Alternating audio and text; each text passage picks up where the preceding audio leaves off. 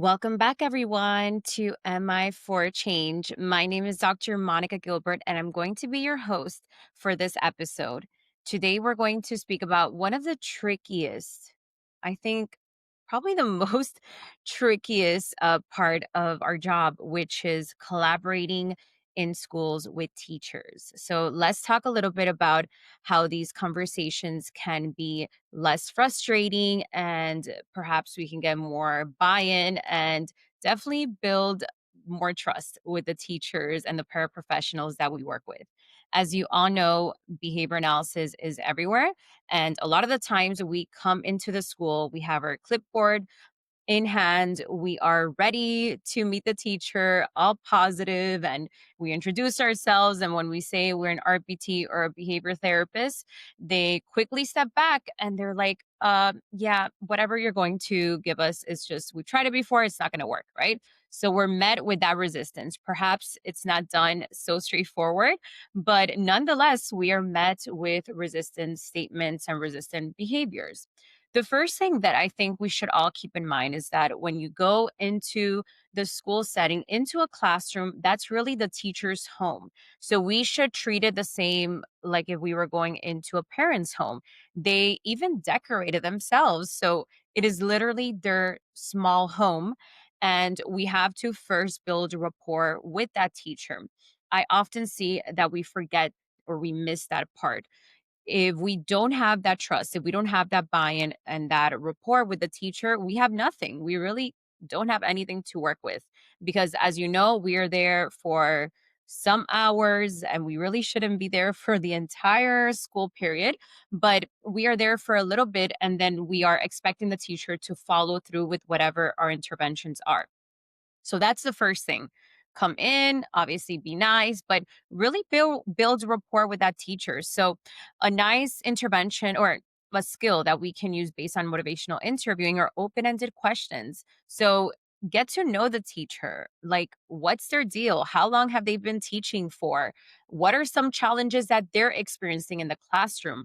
Obviously, we're just working with this kiddo, but we also have to, again, understand what their skills are, what the teacher's skills are, understand what the teacher's strengths are, maybe some of the challenging things that they have.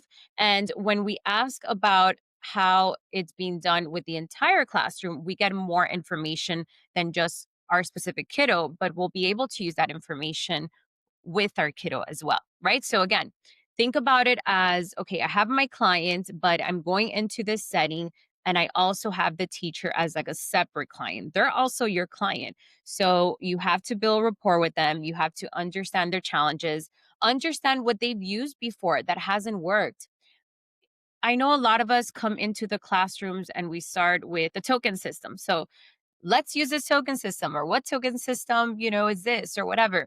And a lot of the times the teachers have already used it and it hasn't been effective. And we all know that it's probably because they don't have the right contingencies because token systems work as long as we understand the contingencies in place and we have the right reinforcers. We know that. So instead of coming in already with all of these interventions and all these skills, ask what they've used already. So, what are some interventions you've used in your classroom already? What are some things that have worked? What are some things that you're frustrated about?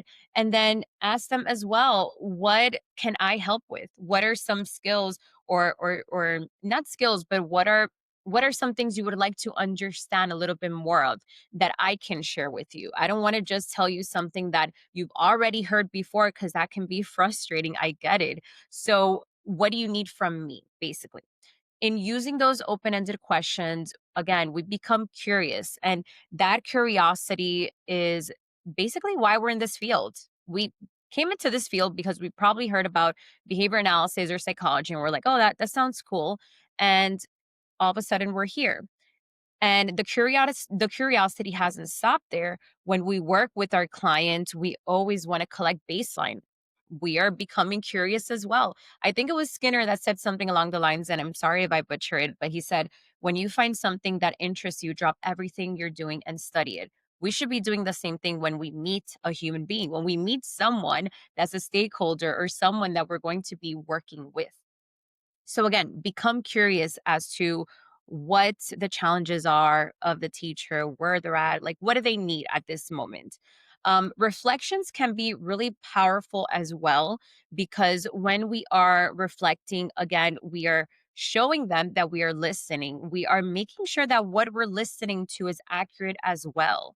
So, and then we're also siding with them. I'm sure that we can side or we can understand a lot of the frustrations that teachers feel. Sometimes it's parents buy-in. We understand that very well as well. Sometimes it's their hands are tied and they can't do certain things because the principal of the school doesn't allow them to. We know that from funding sources or perhaps working in a company where you can't do certain things. So there's a lot of things that we can see eye to eye with that teacher and that we can truly understand. So using a reflection such as you're frustrated because it feels like you've already tried everything and nothing seems to work, that allows you to side with them. And they're like, wow, this person actually gets me. Also, understand the history of the teacher. She's probably, or he's probably had a bunch of behavior therapists come in. And if they haven't, they've heard about it and they already have something already set on stone. They already see behavior therapists coming into a school or mental health counselors coming into a school as a certain way. Maybe it's they've had good experiences and it's not that bad, hopefully.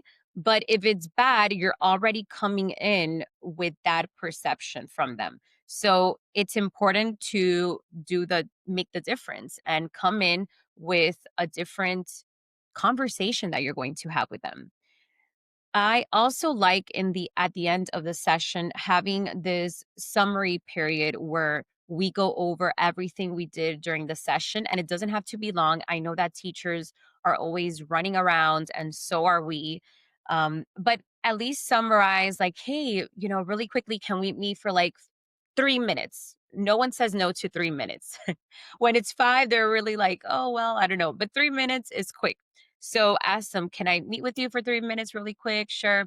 Hey, I just wanted to go over like some of the things we did today. We did this, we did that. What did you think about this? What did you think about this strategy I use? Do you feel like it matches with what you guys are doing in class? Would that be helpful? Should I tweak this? What kind of things do you think the child needs or the student needs more of? And that is such a great collaboration period at the end of the session. Remember that first time, like when you first meet a teacher or anyone else, that's important. But also what you leave them with. When you leave, that last impression is also super important. So, summaries at the end of the session are really great in order to summarize everything. And so the teacher also feels like she is a partner in this process. So, going to the partnership, which is another important point, is that again, you are partnering up with a teacher. It shouldn't be a hierarchical model where you're up here and they're down here. You should be working in collaboration with them. And I think a lot of people think that when you work in collaboration, it means that you have to like the person, they have to be your bestie. That's not the case. You don't have to like the person. You just have to respect them and have to try to align your values and your goals with that teacher's. I also think that if you go into that school, into that session in the classroom with that mindset of these are the goals that I want for the child. Let me figure out what the teacher's goals are and how can we make them align or connect together. If you go in with that mindset, it is completely different because you're already going with the goal in mind.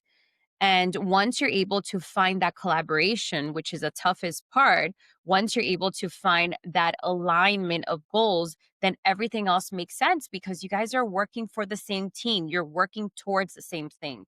I've seen a lot of the times where therapists come in and their goals are completely different than the teacher's goals. And you're not going to get any alignment there. You're not going to partner up because there's nothing similar to partner up about. So it's super important that you go in with those values and those goals and that you have conversations about those things. Affirmations are also important during that session.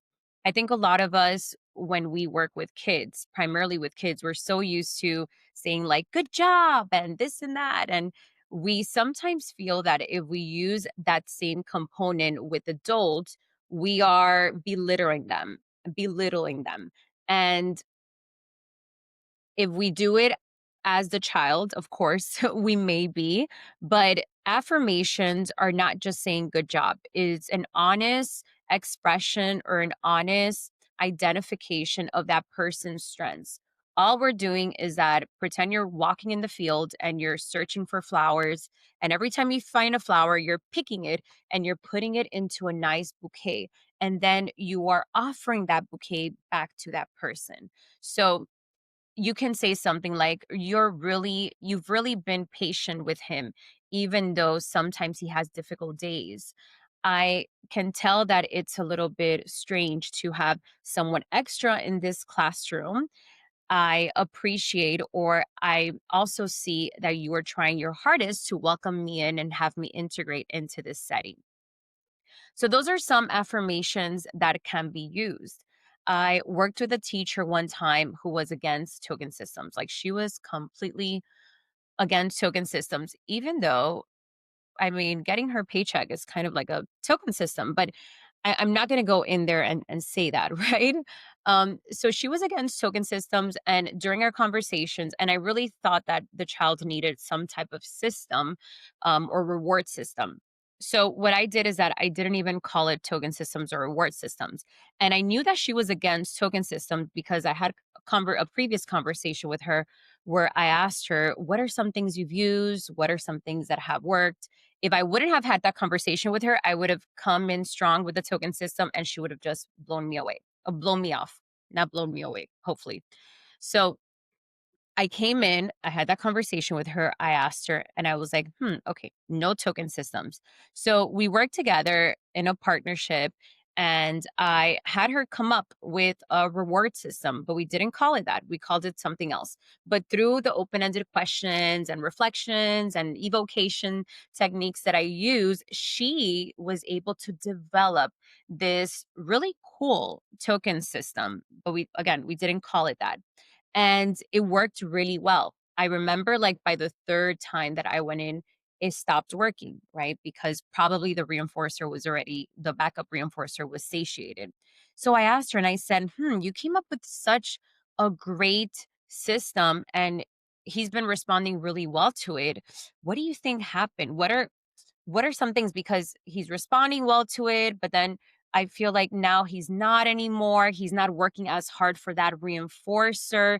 It's sort of like he doesn't like it anymore, right? So what do you think are some things we can do? And she immediately came up with the idea and she's like, well, maybe we should change the reinforcer because it's not working anymore. Like he has too much of it, satiation. And I said, yeah, I think that's a good idea. What do you think about mixing it up? So having a couple of different reinforcers, and we can even probably ask him what he wants to work for during that week. And she was like, oh my gosh, that's such a good idea. And by that time, we already had excellent rapport, and we were able to work together. So that is what it looks like when you're collaborating, you're working together, and you're evoking these ideas from that other person. Again, teachers have so many great ideas. I've learned my best replacement skills and best, little things from teachers. And I'm sure you guys have as well. So let's allow them to tell us what they know because again, we may be learning new things and that's important. And they may have better ideas than what we do for that kiddo in the session. So definitely go in with that mindset. What can I learn from this teacher? How can we collaborate? How can we partner up? And whenever there is a resistance statement or you see resistant behaviors from the teacher, take that as an opportunity to explore them even further. Don't feel like, oh my gosh, I'm going to push back or I'm going to push stronger or there's a I guess a battle between us, but think about it as, she's inviting me. She's inviting me. Let's see what we can do during our conversations. Let's see how we can align a little bit more. At the end of the day, if the teacher is on your same page, if the other therapists that are working with the child, the parent, if we're all on the same page, you know that it's going to be a better outcome for our clients. And that's what we all want. So I hope that you found value in these different techniques that I use and that you have better conversations with the teachers and other professionals that you work with. I also have webinars that go over this. You can check out my webinars at www.drmonicagilbert.com. And of course, comments, please, messages, let me know how it went. I love to hear the stories. And that's it. I'll see you guys for the next episode. Thank you for joining me on today's episode of MI for Change. If you're ready to keep growing your motivational interviewing skills, I'd love to invite you to explore my MI Academy, where you'll find a full library of on-demand courses designed to help you put MI into practice with confidence. You can learn more at www.drmonicagilbert.com. Until next time, keep asking the questions that spark change.